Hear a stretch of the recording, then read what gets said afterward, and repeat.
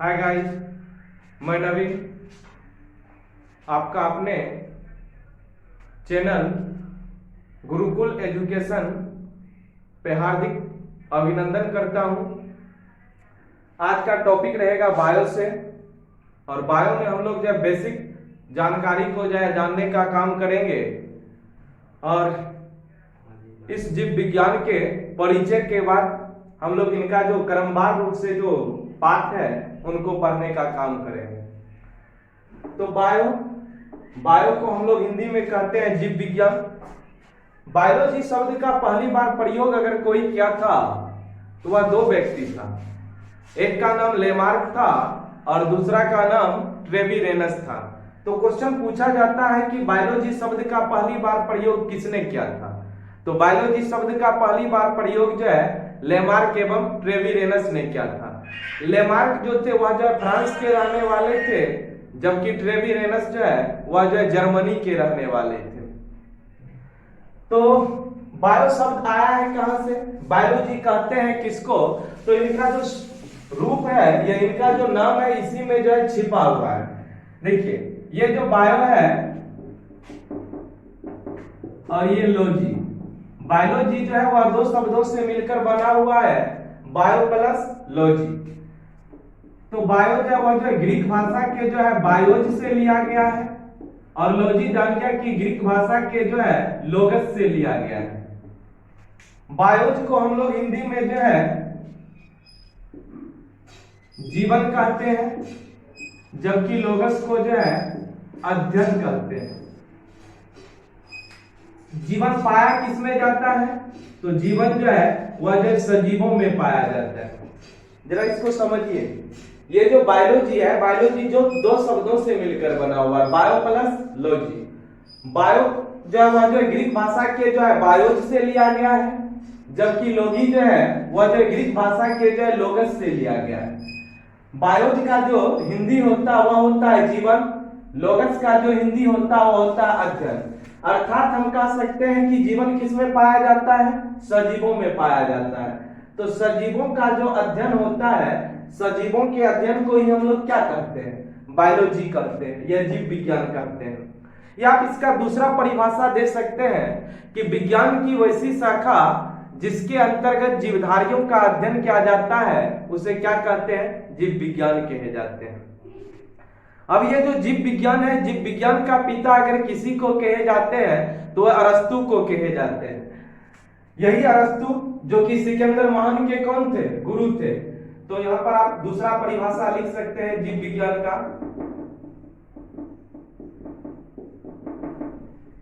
विज्ञान की वैसी शाखा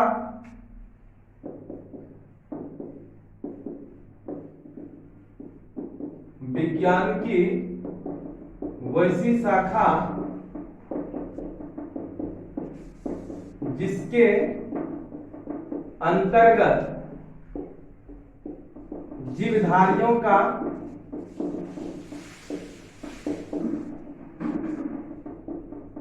अध्ययन किया जाता है।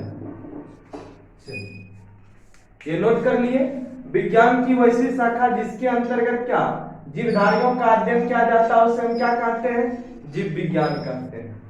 अब ये जो जीव विज्ञान है, जीव विज्ञान को हम लोग जो है दो भागों में बांटेंगे। बायोलॉजी के कितने भाग? तो कितने भाग? दो भाग। एक हम लोग जो है जूलॉजी और एक को हम लोग क्या है बॉटनी कहेंगे। तो जीव विज्ञान दो भागों में बटा हुआ, एक है आपका जूलॉजी और एक आपका क्या है? बॉटनी है। जूलॉजी किसको कहते हैं? तो जूलॉजी का जो हिंदी होता है ये होता है आपका जंतु विज्ञान और बॉटनी जो होता है ये किसका होता है? तो ये होता है वनस्पति विज्ञान। तो दो भागों में ये बटा हुआ, एक है जूलॉजी और एक है बॉटनी। तो जंतु विज्ञान किसको कहते हैं? तो नाम से ही पता चल रहा है क्या? विज्ञान की वैसी शाखा जिसके अंतर्गत जंतुओं का अध्ययन किया जाता है उसे हम लोग क्या कहेंगे? जंतु विज्ञान या जूलॉजी कहेंगे। और विज्ञान की वैसी शाखा जिसके अंतर्गत वनस्पतियों का अध्ययन किया जाता है उसे हम लोग क्या कहेंगे? बॉटनी कहेंगे। तो यहां पर अगर हम लोग चालू करते हैं कि फादर ऑफ ये जो बायो किसको कहा जाता है, तो जीव विज्ञान का पिता जो कहे जाते हैं आप नोट कर लीजिएगा। जीव विज्ञान के पिता जो है अरस्तु को कहे जाते हैं। ये इसको हम लोग अंग्रेजी में जो है एरिस्टोटल कहते हैं। ठीक। अब इसके अलावा आपको दो बात याद रखना है, दोनों का परिभाषा आप नोट कर सकते हैं। एक बार हम पुनः बोलते हैं। विज्ञान की वैसी शाखा जिसके अंतर्गत जीवधारियों का अध्ययन किया जाता है क्या कहलाता है? जंतु विज्ञान। और विज्ञान की वैसी शाखा जिसके अंतर्गत जो है वनस्पतियों का अध्ययन किया जाता है क्या कहलाता है? बॉटनी कहलाता है। तब क्वेश्चन पूछा जाता है कि जंतु विज्ञान का पिता किसे कहे जाते हैं?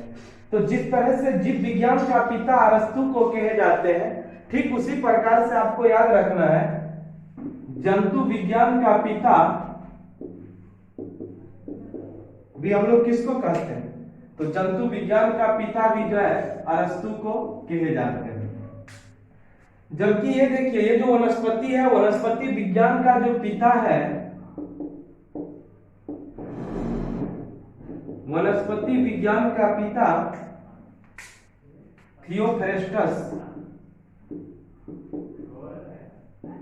थियोफ्रेस्टस को कहे जाते हैं। ठीक। एक बार पुनः समझिए हम लोग क्या क्या पढ़े। ये हम लोग जो पढ़ रहे हैं बायोलॉजी, जिसको हम लोग जीव विज्ञान कहते हैं। बायोलॉजी जो है वह दो शब्दों से मिलकर बना हुआ है, बायो प्लस लॉजी। बायो जो है वह जो है ग्रीक भाषा के जो है बायोज से लिया गया है, जबकि लॉजी जो है वह ग्रीक भाषा के किसके? लोगस से लिया गया है। बायोज का हिंदी क्या होता है? जीवन। लोगस का अध्ययन क्या होता है? लोगस का हिंदी क्या होता है? अध्ययन। जीवन किसमें पाया जाता है? तो सजीवों में। तो सजीवों के अध्ययन को हम लोग क्या कहते हैं? बायोलॉजी कहते हैं या जीव विज्ञान कहते हैं। दूसरा परिभाषा आप नोट कर सकते हैं, विज्ञान की वैसी शाखा जिसके अंतर्गत जीवधारियों का अध्ययन किया जाता है उसे क्या कहे जाते हैं? बायोलॉजी कहे जाते हैं। तो बायोलॉजी जो वह कितने भागों में बटा हुआ है? दो भागों में, एक जूलॉजी और दूसरा बॉटनी। जूलॉजी क्या? जंतु विज्ञान, और बॉटनी क्या? वनस्पति विज्ञान। जूलॉजी जंतु विज्ञान। जंतु विज्ञान हम लोग किसको कहते हैं? तो विज्ञान की वैसी शाखा जिसके अंतर्गत जंतुओं का अध्ययन किया जाता है उसको हम लोग क्या कहते हैं? जूलॉजी। और विज्ञान की वैसी शाखा जिसके अंतर्गत पादपों का अध्ययन किया जाता है उसको हम लोग क्या कहेंगे? वनस्पति विज्ञान। तो जीव विज्ञान का पिता किसको कहे जाते हैं? तो अरस्तु। अरस्तु कौन था? तो वही ग्रीक के जो दार्शनिक थे, जो कि सिकंदर महान के कौन थे? गुरु थे। और अरस्तु ही क्या कहे थे? मनुष्य एक सामाजिक प्राणी है। और जंतु विज्ञान का भी पिता किसको? अरस्तु को। वनस्पति विज्ञान का भी पिता किसको? थियोफ्रेस्टस को कहे जाते हैं। अब दो बात आप लोग और नोट कर लीजिए, ये जो जीव विज्ञान है, जीव विज्ञान शब्द का पहली बार प्रयोग किसने किया था? तो आपको नोट करना है कि जीव विज्ञान शब्द का पहली बार प्रयोग जो है 1801 ईस्वी में लेमार्क, कहां के रहने वाले थे? तो फ्रांस के। और दूसरा व्यक्ति कौन? ट्रेविरेनस। ट्रेविरेनस जो कि कहां के रहने वाले थे? जर्मनी के रहने वाले थे। तो आप इसका तेजी से स्क्रीनशॉट लीजिए, तब इसके बाद जो है आगे हम लोग चलेंगे।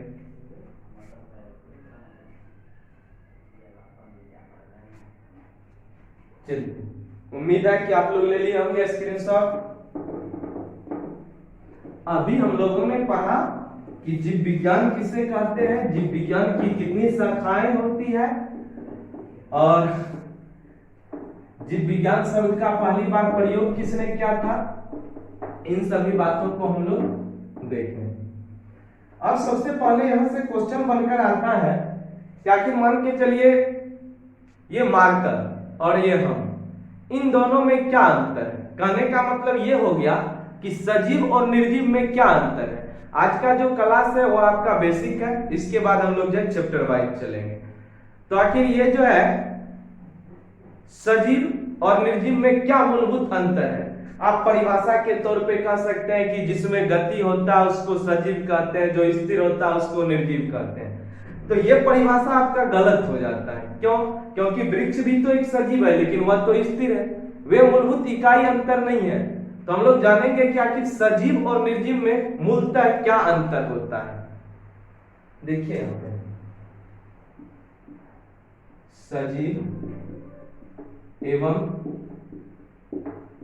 निर्जीव, इसमें मूलतः क्या अंतर होता है? सजीव का जो निर्माण होता है वह किनसे होता है? कोशिकाओं से होता है। जबकि निर्जीव का जो निर्माण हुआ है, निर्जीव का जो शरीर है या निर्जीव कोई भी पदार्थ है, इनका जो निर्माण हुआ है किन किन से मिलकर हुआ है? या तो अणु या तो परमाणु से हुआ है। तो यहाँ पर हम लोग कह सकते हैं कि ये जो सजीव है, सजीव का निर्माण जान गया कि कोशिकाओं से, और निर्जीव का निर्माण किससे? अणु या परमाणु से।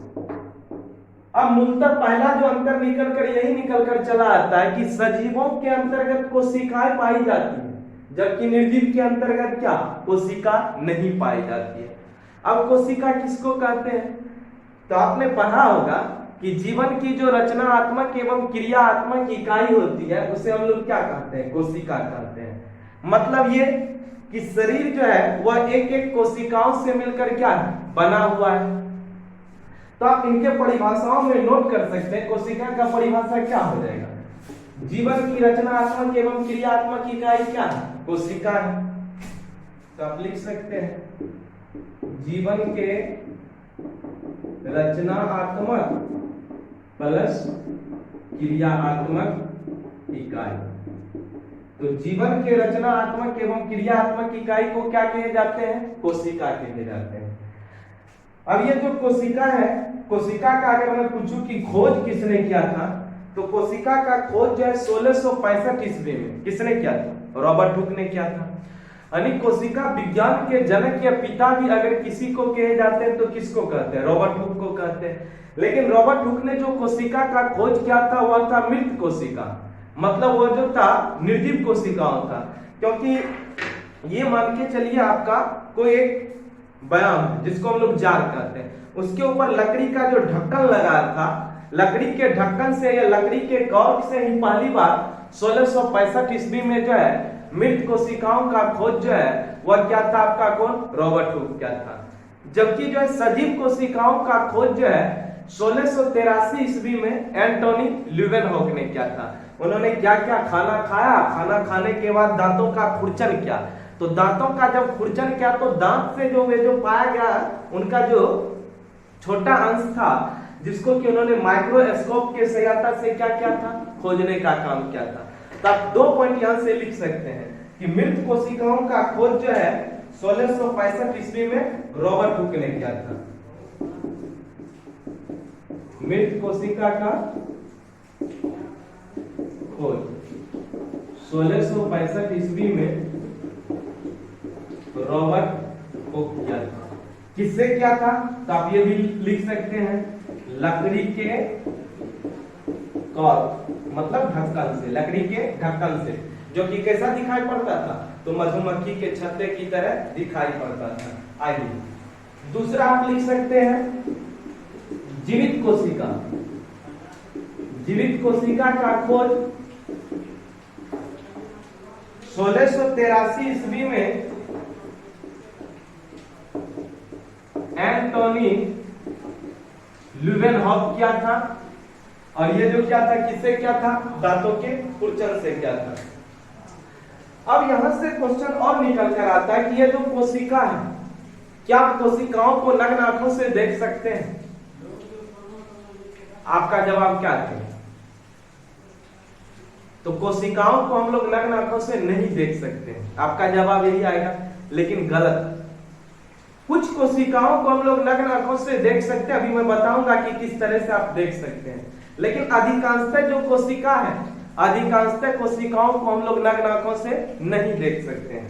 तो आपका यहां से निकल कर चला आता है कि ये जो कोशिका है, कोशिकाओं को हम लोग नग्न आंखों से देखते हैं। तो सबसे पहले आप ही हमें बताइए कि सबसे बड़ी कोशिका किसकी होती है? सबसे बड़ी कोशिका। तो सबसे बड़ी कोशिका जो होती है वो होता है शुतुरमुर्ग का अंडा।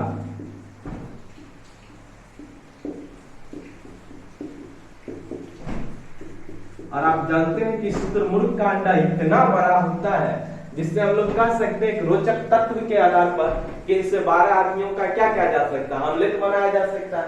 तो इतने बड़े अंडे को तो हम लोग नग्न आंखों से देख सकते हैं। तो आज से अगर आपको ये पूछा जाए तो आप बोलिएगा कि जो है कुछ कोशिकाओं को नग्न आंखों से देखा जा सकता है, जबकि अधिकांशतः कोशिकाओं को नग्न आंखों से नहीं देखा जा सकता है। आ जाइए, ये तो हो गया सबसे बड़ी कोशिका की बात हम लोग कर लिए। तो सबसे छोटी कोशिका क्या होती है? तो सबसे छोटी कोशिका जो होती है वो होती है माइकोप्लाज्मा, जिसको हम लोग PPLO प्लूरोलाइको ऑर्गेनिक कहते हैं। तो आप नोट कर सकते हैं सबसे छोटी कोशिका क्या होती है? तो सबसे छोटी कोशिका जो होती है यह होती है माइकोप्लाज्मा या PPLO इसकी होती है। ठीक, तो इतना बात को आप नोट कीजिए। 3 क्वेश्चन का और अभी आपको जवाब देना है कि मानव शरीर की सबसे बड़ी कोशिका क्या है, मानव शरीर की सबसे छोटी कोशिका क्या है और मानव शरीर की सबसे लंबी कोशिका क्या है। तो इसका आप स्क्रीनशॉट लीजिए, तब हम लोग आगे चलेंगे। उम्मीद है कि आप ले लिए होंगे।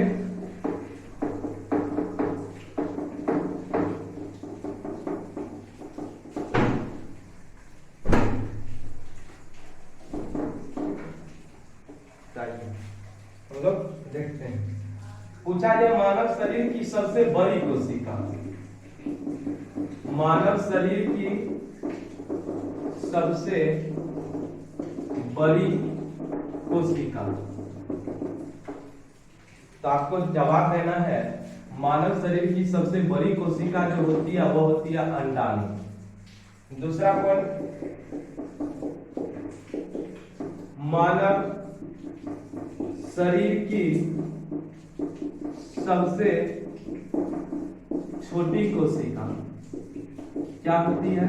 तो मानव शरीर की जो सबसे छोटी कोशिका होती है यह होती है शुक्राणु। और मानव शरीर की सबसे लंबी कोशिका क्या होती है? तो मानव शरीर की जो सबसे लंबी कोशिका होती है तंत्रिका तंत्रिकी होती है। तो पहला मूलभूत अंतर इसका ये हम लोग देखें कि जो है जो सजीव है, सजीव में जो है कोशिकाएं पाई जाती है, जबकि निर्जीव में कोशिका नहीं पाई जाती है। अब आखिर ये कोशिका सजीव में तो है लेकिन निर्जीव में नहीं है। दूसरा जो हम लोग सजीव एवं निर्जीव के बीच अंतर देखेंगे वह जीवदर्भ एवं प्रोटोप्लाज्मा के बारे में जानेंगे। तो आप लोग दूसरा सजीव एवं निर्जीव के बीच जो अंतर जो स्पष्ट कीजिएगा, उसका जो आधार बनाइएगा, उसके बारे में आप लोग लिखिएगा जीवदर्भ या प्रोटोप्लाज्मा। अब यहां पर क्वेश्चन आ जाता है कि जीवदर्भ या प्रोटोप्लाज्मा है क्या? यहां पर समझिए, फिगर से हम लोग जानते हैं कि आखिर जीवदर्भ या प्रोटोप्लाज्मा क्या है। ये मान के चलिए आपका कोशिका, तो कोशिका का एक केंद्र होगा और कोशिका का बाहरी आवरण जान गया कि कोशिका भित्ति कहलाती है। यह है कोशिका, कोशिका का जो बाहरी आवरण है इसको हम लोग क्या कहेंगे? कोशिका भित्ति कहेंगे। तो कोशिका के अंदर जो द्रव पाया जाता है इसको हम लोग कहेंगे कोशिका द्रव। ठीक, जबकि केंद्रक के अंदर जो द्रव पाया जाएगा इसको हम लोग क्या कहेंगे? केंद्रक द्रव कहेंगे। पुनः समझिए, ये आपका कोशिका, कोशिका में एक केंद्रक होगा, तो कोशिका के अंतर्गत जो द्रव पाया जाएगा इसको हम लोग कहेंगे कोशिका द्रव, जबकि केंद्रक के अंतर्गत जो द्रव पाया जाएगा इसको हम लोग क्या कहेंगे? केंद्रक द्रव। तो कोशिका द्रव प्लस केंद्रक द्रव, यही दोनों मिलकर किसका निर्माण करती है? तो जीवदर्भ या प्रोटोप्लाज्मा का। समझ में आया कि कोशिका द्रव और केंद्रक द्रव इन दोनों के मिलने से क्या होती है, जीवद्रव्य या प्रोटोप्लाज्मा बनती है। अब हमको एक बात बताइए कि ये जो जीवद्रव्य है, जीवद्रव्य किस में पाया जाएगा, सजीवों में पाया जाएगा या निर्जीवों में पाया जाएगा। तो आपका जो जवाब होगा वह जवाब होगा सजीवों का, निर्जीव का नहीं होगा। क्यों? क्योंकि अभी आपने पढ़ा था कि सजीव का जो निर्माण हुआ वह एक एक कोशिकाओं से हुआ। तो कोशिका किस में, सजीव में, तो इसीलिए जीवद्रव्य भी किस में, सजीव में पाया जाएगा। जबकि निर्जीव में जो है कोशिका तो है नहीं, तो जीवद्रव्य आएगा नहीं, तो इसीलिए जो निर्जीव में जीवद्रव्य नहीं पाया जाता। तो दूसरा आप अंतर नोट स्पष्ट कर सकते हैं कि सजीवों में जीवद्रव्य पाई जाती है जबकि निर्जीवों में जीवद्रव्य नहीं पाई जाती है। तो स्क्रीनशॉट इसका आप लीजिए।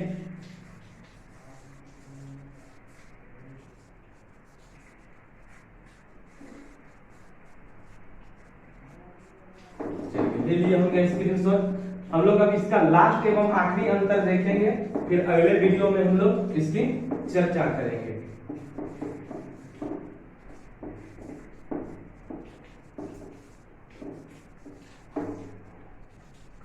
तीसरा जो इसका अंतर आता है, ये अंतर आता है उपापचय का, यानी सजीव एवं निर्जीव के बीच जो तीसरा अंतर है, सजीव और निर्जीव के बीच में तीसरे अंतर को हम लोग देखेंगे तो वह होता है आपका क्या, उपापचय।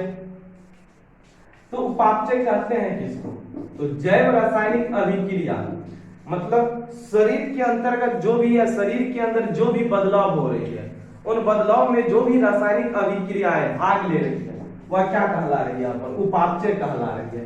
तो आप कह सकते हैं कि जैव रासायनिक अभिक्रिया, जैव रासायनिक अभिक्रिया को हम लोग क्या कहते हैं, उपापचय कहते हैं। अब ये जो जैव रासायनिक अभिक्रिया है ये आपका कहलाता उपापचय। तो उपापचय जो होते हैं वो होते दो प्रकार का, एक होता है उपचय और एक क्या होता है, अपचय होता है। यानी जैव रासायनिक अभिक्रिया आपका क्या कहलाया, तो जैव रासायनिक अभिक्रिया आपका कहलाया उपापचय। उपापचय के कितने भाग, तो दो भाग। कौन कौन सा, एक उपचय और दूसरा अपचय। तो उपचय कहते हैं किसको, जब दो सरल पदार्थ आपस में मिलकर, याद रखिएगा, जब दो सरल पदार्थ आपस में मिलकर एक जटिल पदार्थ का निर्माण करेगा तो उसको हम लोग कहेंगे उपचय। जैसे 1 + 1 मिलकर 2, तो जहां पर मिलने की बात किया जाएगा उसको हम लोग क्या kहेंगे, उपचय कहेंगे। तो आप यहां पर लिख सकते हैं, जब दो सरल पदार्थ आपस में मिलकर, जब दो सरल पदार्थ आपस में मिलकर एक जटिल पदार्थों का निर्माण करता है तो उसे हम लोग क्या कहते हैं, उपचय कहते हैं। इसका सबसे अच्छा उदाहरण है प्रकाश संश्लेषण अभिक्रिया।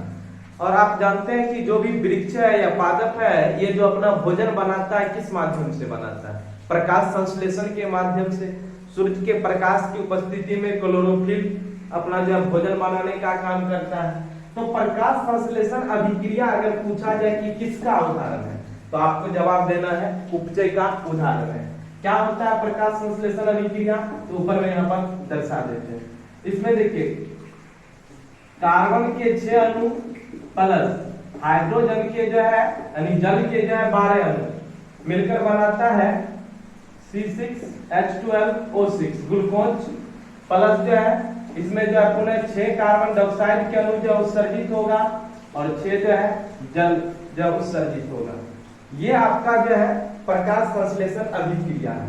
6 कार्बन डाइऑक्साइड के अणु, 12 जान गया कि जल के अणु, और ये अभिक्रिया करके यानी कि मिलके ये दोनों सरल पदार्थ है, और ग्लूकोज यहाँ पर आपका क्या हो जाएगा, एक जटिल पदार्थ हो जाएगा। तो 6 कार्बन डाइऑक्साइड और 12 हाइड्रोजन, H2O मतलब जो ये जो है जल मिलकर बनाता है ग्लूकोज, जिसमें जो है 6 कार्बन डाइऑक्साइड जब उत्सर्जित होगा, पुनः जो है 6 जल के जो है अणु जो है उत्सर्जित होंगे। तो पहला आपका जो है क्लियर हो गया। और ये जो अभिक्रिया, ये अभिक्रिया आपका किसका है, तो प्रकाश संश्लेषण का। तो अगर क्वेश्चन पूछा जाए कि प्रकाश संश्लेषण अभिक्रिया किसका उदाहरण है, तो आपको जवाब देना है उपचय का उदाहरण है। तो इसका स्क्रीनशॉट लीजिए। और आज का जो लास्ट टॉपिक है वह है आपका अपचय। अपचय को हम लोग देखते हैं, पहले आप इसका स्क्रीनशॉट लीजिए।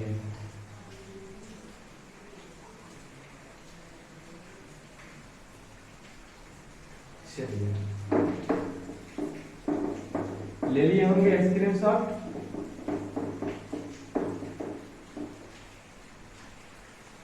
अब हम लोग जानते हैं कि आखिर ये जो अपचय होता है, अपचय क्या होता है। अभी आपने तुरंत पढ़ा कि जब दो सरल पदार्थ आपस में मिलकर एक जटिल पदार्थ का निर्माण करता है तो उसको हम लोग कहते थे उपचय।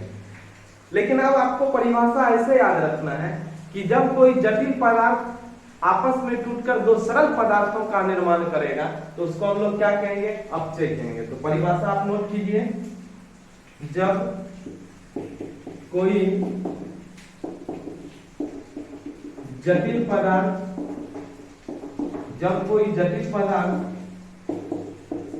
आपस में टूटकर सरल पदार्थों का निर्माण करती है तो उसे क्या कहे जाते हैं, अपचय कहे जाते हैं।